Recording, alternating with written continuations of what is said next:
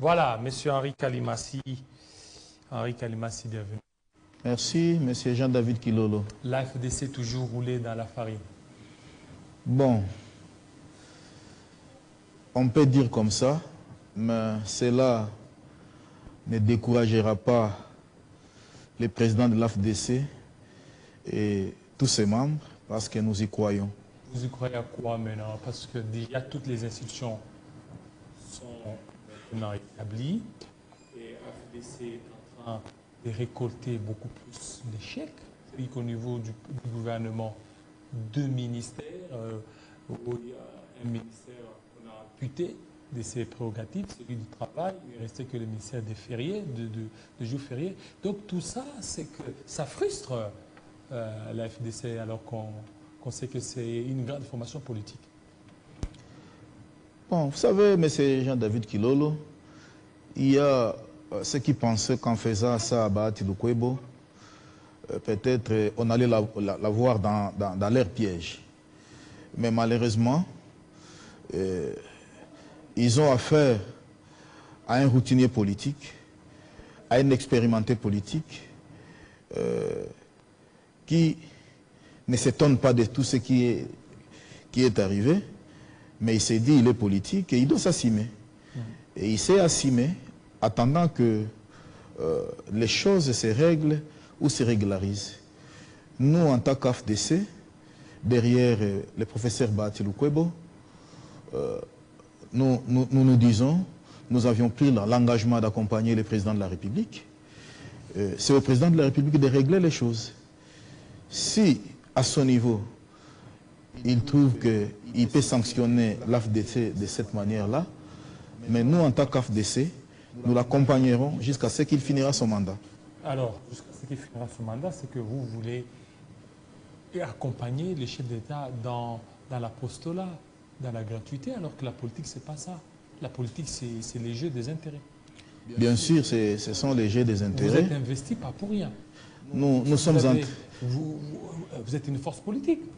Bien sûr, nous sommes en train de travailler, mais politiquement, nous ne pouvons pas, parce qu'on a amputé l'AFDC de ses ministères, parce qu'on a amputé le ministère du Travail, Emploi et Prévoyance sociale, de la Prévoyance sociale pour l'amener au ministère de la Santé, qui est d'ailleurs une situation injustifiée, parce que ça risque de créer un tollé même au niveau de la CNSS, étant entendu que depuis toujours, la prévoyance sociale a été toujours gérée par le ministère du Travail. Et le président de la République étant le garant de la nation, nous osons croire que le moment venu, toutes ces choses seront corrigées et que l'AFDC rentrera dans ses droits. Comme vous le savez, le président de la République, nous lui devons beaucoup de respect, mais nous disons, les textes doivent être respectés. C'est lui qui avait désigné les chargés de mission à la personne de Bessé Kabouya, et ces chargés de mission a dégagé la majorité, et en plus, le chef de l'État va les reconduire comme formateur du gouvernement. À l'issue de cette deuxième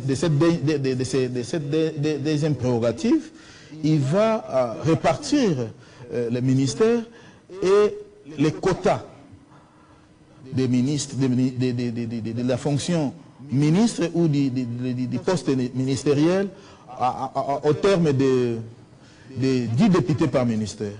Et comme vous le savez, l'AFDC en avait plus ou moins 40 députés. Et voir aujourd'hui l'AFDC avec des ministères, nous nous disons, pourquoi ça? Pourquoi sanctionner l'AFDC de cette manière-là? Mais le professeur Bahati Lukwebo étant sage, face à ses ennemis, il se réfère toujours au président de la République, et nous osons croire que le président de la République va corriger incessamment cette erreur qui s'est glissée par rapport à notre parti, à notre cher parti et à notre président. Comment vous comptez qu'il va répondre? Par quelle magie? Soyez pragmatique. Soyez quand même pragmatique. Comment? Parce que au niveau du Sénat, parce qu'au Sénat, ce sera difficile que vous soyez président. On ne peut pas avoir deux personnes issues d'une même province, c'est-à-dire à la tête des institutions. Au Sénat, la deuxième vice-présidence ou la questure pour Bahati? Écoutez, le président de la République est le garant de la nation. Il est le chef de l'État. Peut-être il avait voulu que, compte tenu du temps que le gouvernement a pris pour sa sortie, de faire d'abord asseoir. Mais à tout moment, il peut remanier le gouvernement. Comme vous le savez, aujourd'hui, l'AFDC est victime. Avec plus de 40 députés, plus ou moins 40 députés, une grande force au niveau du pays, 13 sénateurs, plus de 70 députés provinciaux. Tout ça pourquoi? Mais aujourd'hui, il se retrouve sans un vice-premier ministre, sans un ministre d'État. Vous comprenez tout ça? Et peut-être il y a une erreur qui a été induite au niveau de la présidence lors du sortie du gouvernement. Mais nous ne pouvons pas nous mordre. Nous pouvons dire ou nous déchirer. Mais tout ça parce que, est-ce qu'il n'y a pas un problème de communication, vous, à FDC? Contrairement à Caméré, aux autres, on les a vus, comment ils passaient sous des médias, râlant, cherchant à coûte que coûte certains postes, mais vous aviez été beaucoup plus tendre, alors qu'en politique, ça ne paye pas. Bon, c'est une question d'éducation. Éducation. Le président Bahati, c'est un homme bien alors éduqué. Que ce sont vos droits. Et il pense que ceux qui sont en face de Aucun lui... ministère d'État. Il pense que ceux qui sont en face de lui peuvent avoir la même vision que lui. Il n'est pas un suiveur. Pour suivre ce que les autres font, pour arracher par force quelque chose qu'ils considèrent comme un droit. Parce que lorsque les formateurs dégagent la manière dont le pouvoir peut se partager, faudra-t-il s'entretuer? Faudra-t-il se déchirer? Faudra-t-il faire des bruits? Moi, je crois que le droit finira par gagner. Et Bahati Lukwebo finira par avoir raison. Et que les gens ne pensent pas que l'AFDC et son président, nous sommes dupes. Nous respectons juste les engagements. Les engagements pris vis-à-vis du président de la République, les engagements pris vis-à-vis de l'Union sacrée, c'est ce que nous sommes en train de respecter. Et nous pensons que ces engagements seront pris en compte aussi de l'autre côté par rapport à ce que nous nous sommes dit. Comme vous le savez, au niveau de l'hémicycle, quand bien même que l'IDPS et ses mosaïques peuvent croire être forts, mais ils n'ont que 150. Or, la majorité, c'est 250 députés plus 1. Donc, les 40 députés de l'AFDC contribuent à cette majorité-là. Vous comprenez que l'IDPS ou ces mosaïques ne pensent pas que...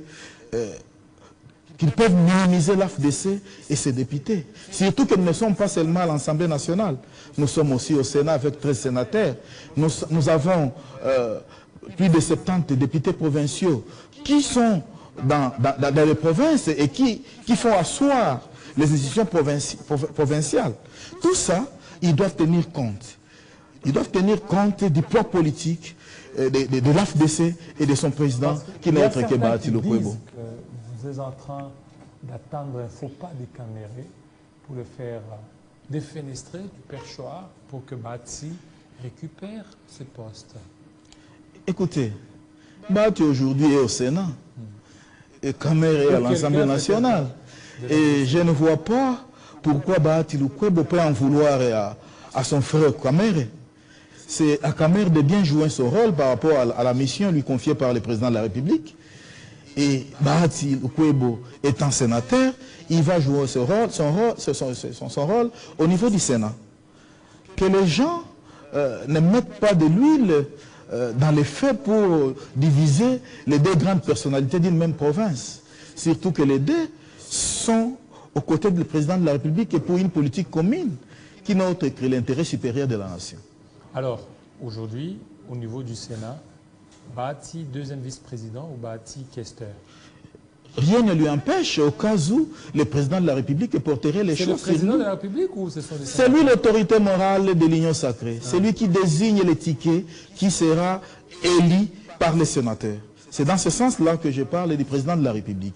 S'il arrivait que le président de la République demandait à Bahati Lukwebo d'être questeur ou président, deuxième vice-président du Sénat pour contribuer à l'émergence de la République démocratique du Congo, il appréciera. Le président Bahati appréciera.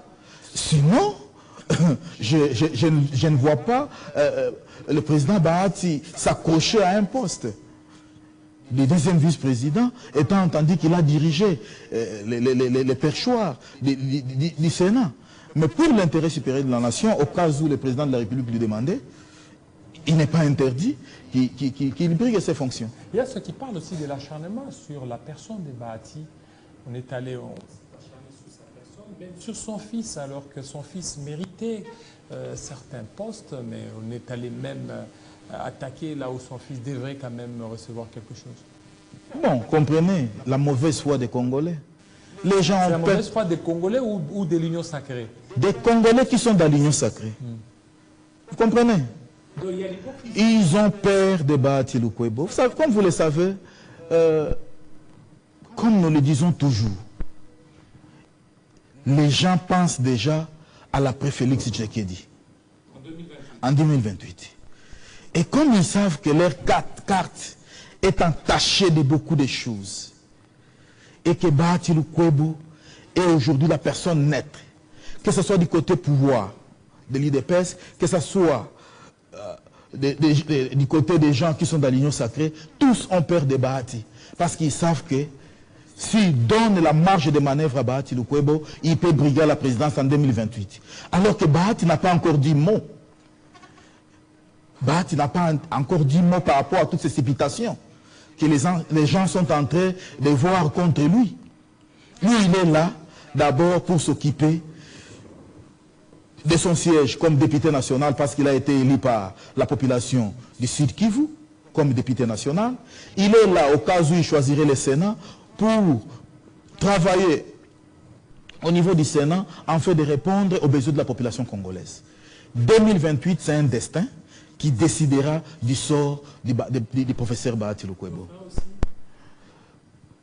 Est-ce que Bahati Lukwebo démérite d'être président de la République démocratique du Congo?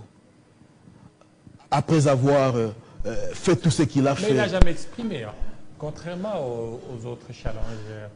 Mais écoutez, c'est ça la sagesse de l'homme. Il y a les gens qui sont peut-être, ça c'est, je vous en train de m'imaginer.